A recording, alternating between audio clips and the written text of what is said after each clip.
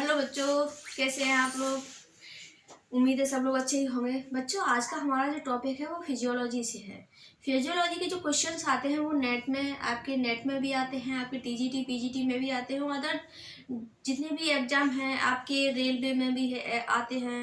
Railway का जो exam होता है उसमें भी आएंगे, और टेट सुपर टेट में भी इससे संबंधित क्वेश्चंस आते हैं। तो आप इसको ध्यान से समझिएगा। कोई भी आप किसी भी परीक्षा के उद्देश्य से पढ़ेंगे, ये सभी परीक्षाओं में इससे फिजियोलॉजी से क्वेश्चंस आते हैं। अब ये क्वेश्चंस आते हैं, इसमें क्या है, हमारा जो आज का टॉपिक है वो टॉपिक है पाचन तंत्र।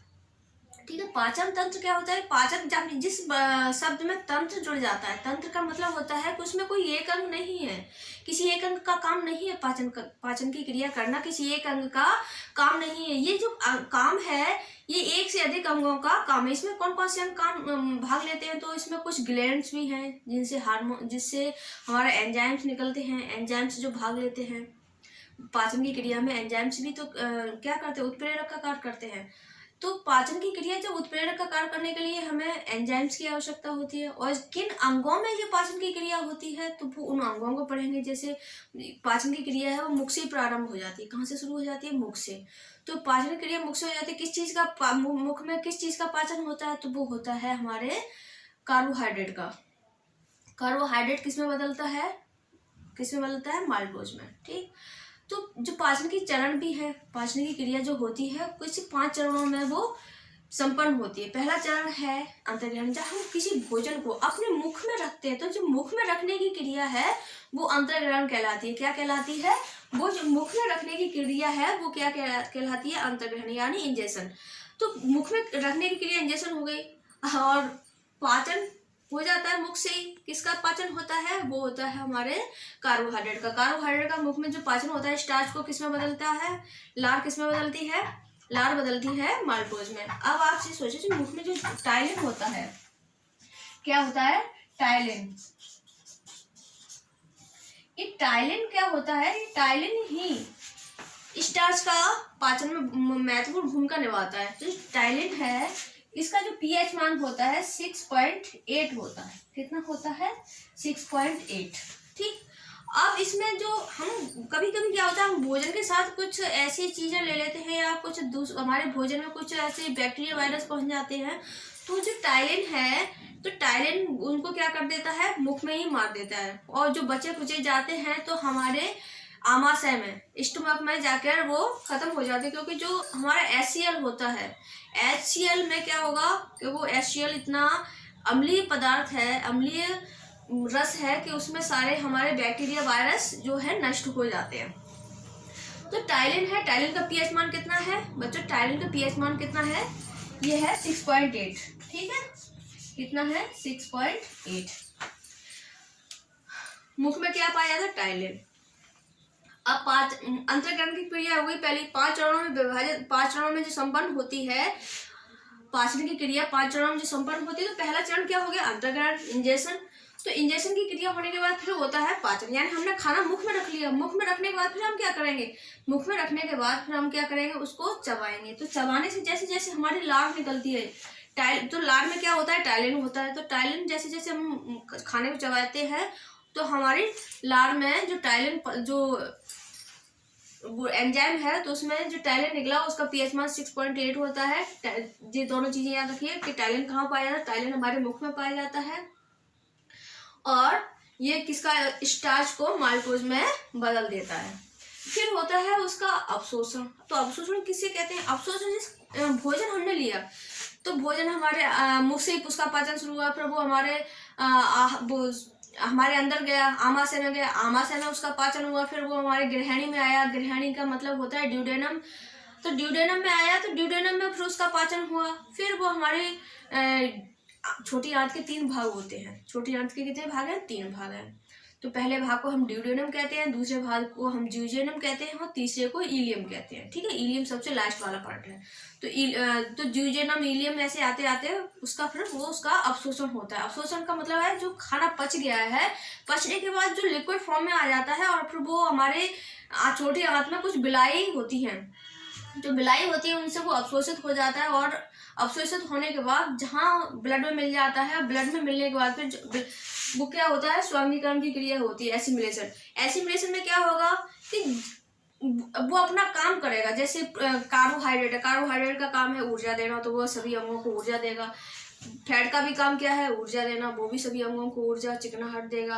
और प्रोटीन का काम है निर्माण करना। तो जिस तत्व की जो भूमिका होती है वो अपनी भूमिका में आ जाता है और अपने सभी अंगों में अपना अपना काम, सभी पदार्थ, ये तीनों पदार्थ अपने अपने काम को करने लगते हैं। जिसका जो काम है वो अपना अपना काम कर लेते हैं, उसी को हम एसिमिलेशन कहेंगे। एसिमिलेशन के बाद क्या होगा, फिर हमारा कुछ वेस्ट मटेरियल भी तो बचता है खाना खाने के बाद और खाना पाचन के बाद। जो वेस्ट मटेरियल बचता है उसका शरीर से बाहर निकलना, ये भी इसका ही एक अंग है, एक काम है। क्योंकि अगर वेस्ट मटेरियल वो पेट में ही रहेगा तो क्या होगा, हम बीमार पड़ जाएंगे, वही सड़ेगा, बदबू मारेगा और हमारे वहाँ पर क्या करेगा, हम लोगों को वो रोगी बना देगा, बीमार कर देगा। तो ये इसका भी, ये मान ले हम घर में अपना कचरा है घर में ही रखे, बाहर ना निकालें, तो क्या हम घर में रह पाएंगे, इतना बदबू मारेगा हमारा घर। तो हम घर को साफ सुथरा भी रखते हैं। तो साफ सुथरा रखने के लिए हम ऐसे ही, यही क्रिया हमारे शरीर में भी हो रही है, अंतर्ग्रहण हो रहा है। भोजन को अंदर मुंह में रखने की क्रिया अंतर्ग्रहण कहलाती है। फिर पाचन हुआ, अवशोषण हुआ, स्वांगीकरण, जिस तत्व का जो काम है वो अपने काम में जो बिजी हो जाते हैं। जो तत्व जिस कार्बोहाइड्रेट का काम है वो अपना काम कर रहा है, फैट का काम है वो अपना काम कर रहा है, प्रोटीन का जो काम है प्रोटीन अपना काम कर रहा है, तो उसको हम एसिमिलेशन कहेंगे। और फिर जो वेस्ट मटेरियल होता है उसको शरीर से बाहर निकलना भी बहुत आवश्यक होता है। तो इतना हो गया। और इतनी चीज और जान लो बच्चों कि जो पाचन होता है, पाचन कहते कैसे हैं, जटिल को सरल में बदलने की जो क्रिया होती है उसी को हम पाचन कहते हैं। अब ये क्या है, ये कॉम्प्लेक्स रूप है। हमारे भोजन का कॉम्प्लेक्स रूप क्या है, ये तीन हमारे कॉम्प्लेक्स रूप है। इन तीनों का ही पाचन होता है। सिर्फ पाचन किनका होगा, इन तीन चीजों का ही पाचन होता है। ठीक है, जल, विटामिन और खनिज तत्व, इनका हम पाचन नहीं होता क्योंकि ये पहले से सरल रूप में है। सरल रूप में होने के कारण इनका पाचन नहीं होता। जो जटिल रूप में जो तत्व हैं उन्हीं का पाचन होता है। तो पाचन किन किन का होगा, प्रोटीन का होगा, वसा का होगा और कार्बोहाइड्रेट का होगा। तो कार्बोहाइड्रेट एक जटिल रूप है, इसका सरल रूप क्या है, ग्लूकोज है। इसका सरल रूप क्या है, ग्लूकोज।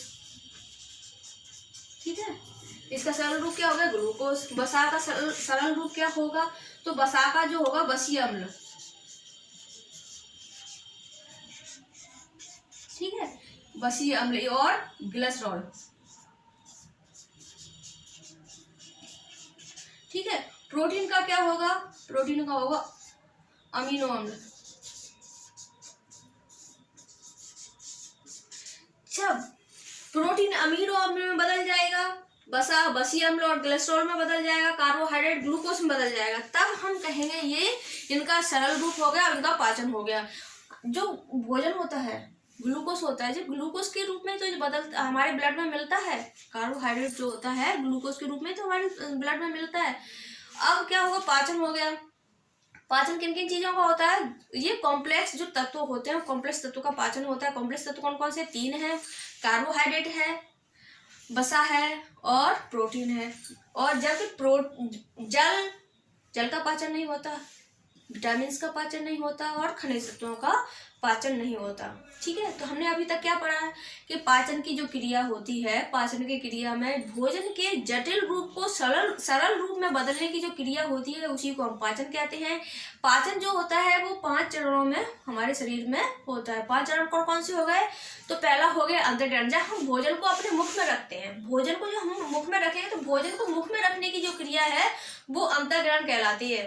ठीक है, अंतर्ग्रहण के बाद फिर हमारे मुख में भोजन हो गया, आ गया, तो हम क्या करेंगे उसको, फिर भोजन को हम छोटे छोटे टुकड़ों में, हमारे दांत उसको पीसेंगे। दांत को पीसने के बाद हमारे जो मुख में जो लार होती है, लार सलाइवा, तो वो सलाइवा में जो टाइलिन जो एंजाइम होता है वो क्या करेगा, वो स्टार्च का पाचन करेगा। मुख में सिर्फ स्टार्च का ही पाचन होता है। फिर हमारा भोजन जो है वो क्या कहाँ जाएगा, वो जाएगा आमाशय में। आमाशय में जो पाचन होगा वो प्रोटीन का पाचन होगा। आमाशय में जो, तो हम आगे भी पढ़ेंगे, तो आमाशय में जो बचा कुचा होगा वो आमाशय में पाचन हो जाएगा। आमाशय के बाद जो फिर ग्रहणी में होगा, ग्रहणी के बाद जो फिर भोजन है वो ज्यूजेनम और इलियम में जाएगा, फिर वहां पर उनका अवशोषण हो जाएगा। अवशोषण होने के बाद फिर उनका क्या होगा, स्वांगीकरण होगा। स्वांगीकरण में क्या होता है, जिस तत्व का जो काम होता है, जैसे कार्बोहाइड्रेट का जो क्या काम है, ऊर्जा देना, ठीक है, तो वो अपना काम में लग जाएगा। प्रोटीन का काम क्या होता है, निर्माणकारी क्रियाओं में भाग लेना, तो वो अपनी निर्माणकारी क्रियाएं करेगा। जिस मतलब भोजन के तत्वों का अपने काम में जो जो जो जिसका जो काम है, जिस तत्व का जो काम है, वो अपने तत्व अपने काम में जो लग जाता है, जिस अंग में उसकी जरूरत है उस अंग में पहुंचकर वो अपना काम करता है, उसी को हम एसिमिलेशन या स्वांगीकरण की क्रिया कहते हैं। फिर हमारा भोजन लेने के बाद, पचने के बाद, स्वांगीकरण होने के बाद जो वेस्ट मटेरियल बचते हैं उनका शरीर से बाहर निकलना भी हमारे पाचन का एक चरण है, एक हिस्सा है। ठीक है, इतना हो गया।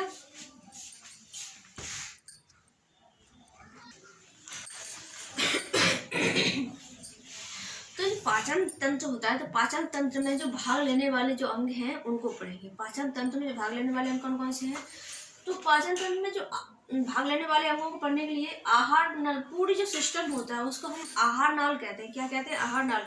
जो मुख से शुरू होता है और मल द्वार तक, उसको कहते हैं आहार नाल। क्या कहते हैं? आहार नाल। ठीक है, इसको हम जो कहते हैं जैव रासायनिक प्रयोगशाला भी कहते हैं। जैव रासायनिक प्रयोगशाला। ठीक है, जैव रासायनिक प्रयोगशाला इसलिए कहते हैं क्योंकि इसमें जो भोजन होता है, जैसे आमाशय में जो HCl होता है, HCl में यदि वो ऐसा तेजाब होता है, यदि उसमें पत्थर भी डालें वो भी क्या हो जाएगा, उसका भी वो बन जाएगा, चूरा बन जाएगा और वो भी उसमें गल जाएगा। जैव रासायनिक प्रयोगशाला हो गई। इसमें ऐसे ऐसे एंजाइम हैं जो हम जो जटिल रूप लेते हैं भोजन का, वो किस में बदल जाता है, सरल रूप में बदल जाता है। और ये एलिमेंट्री कैनाल होता है, ये क्या होता है, ये जो होता है, ये सबसे लंबा भाग होता है पाचन तंत्र का, जो है सबसे लंबा भाग होता है। क्या होता है? पाचन तंत्र का सबसे लंबा भाग।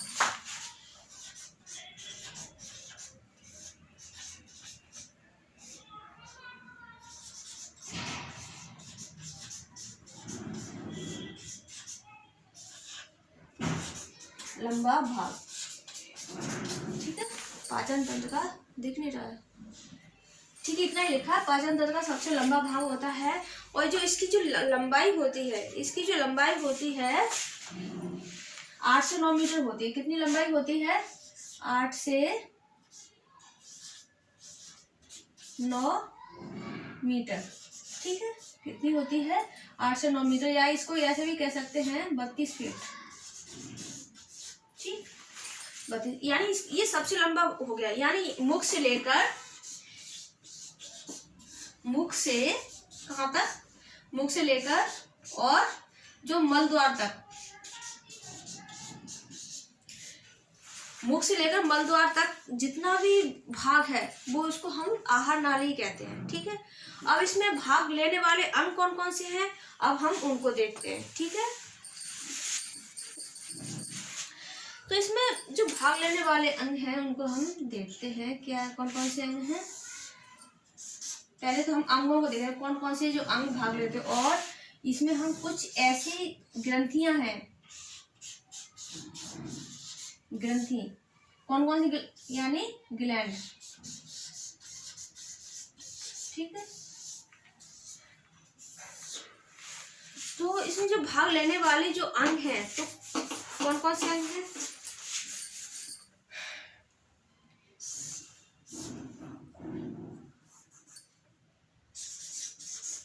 अंग। ठीक, अंग कौन कौन से हो गए? नंबर हो गया 1, मुख गुहा। मुख गुहा, इसको हम बकल कैविटी भी कहते हैं। क्या कहते हैं? Buccal cavity. जिसमें होता है, इसमें कौन कौन से होते हैं? दांत होते हैं, ठीक, जीभ होती है, ठीक, दांत जीभ वगैरह इसमें जो होते हैं। और फिर हो गया ग्रसनी। दूसरे नंबर पे क्या हो गया? ग्रसनी।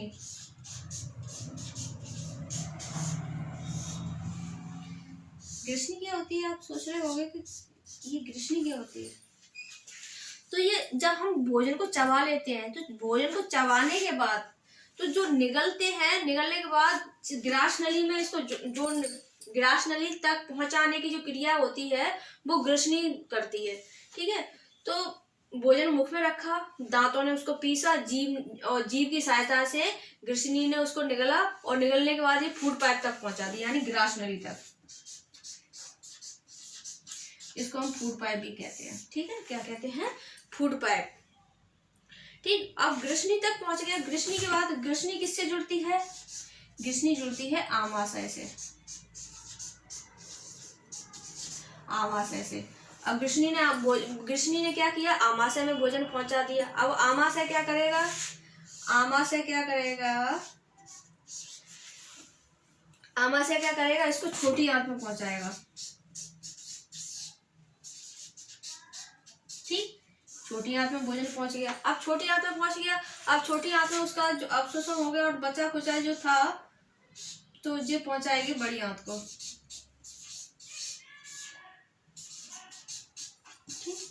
बड़ी आंत में हो गया। अब बड़ी आंत में पहुंचने के बाद बड़ी आंत में जो अवशोषण हो गया, जल का और कुछ लवण का अवशोषण होता है, या पाचन नहीं होता है, जल का और कुछ लवण का अवशोषण होने के बाद फिर ये जो वेस्ट मटेरियल होता है उसको ये बड़ी आंत बाहर निकाल देती है। ठीक है, हम बारी बारी सबके बारे में पढ़ेंगे, ये बकल कैविटी को भी पढ़ेंगे हम ग्रसनी, ग्रास नली, आमाशय, छोटी आंत, बड़ी आंत को डिटेल में पढ़ेंगे। पहले हम सिर्फ जान रहे हैं कि कौन कौन से अंग इसमें भाग लेते हैं। ठीक है ना। अब इसमें जो ग्रंथियां हैं, तो ग्रंथियों में जो कौन कौन सी ग्रंथियां हैं तो और उनसे कौन कौन से पाचक रस निकलते हैं, अब उनको देखेंगे। ग्रंथि कौन सी ग्रंथि है? पाचक ग्रंथियां। पाचक ग्रंथि। ठीक है, तो पाचक ग्रंथि में क्या क्या हो गया? पाचक ग्रंथि में जैसे हमारा लार है, लार से हमारे लार होती है, यानी सिलाइवा। सिलाइवा में जो भोजन पचता है उसमें कौन सा एंजाइम होता है? उसमें टाइलिन होता है। ठीक है, लार ग्रंथि, लार ग्रंथि हो गई। दूसरे नंबर पे क्या हो गया? नंबर 1। नंबर 2 पे क्या हो गया? जठर ग्रंथि।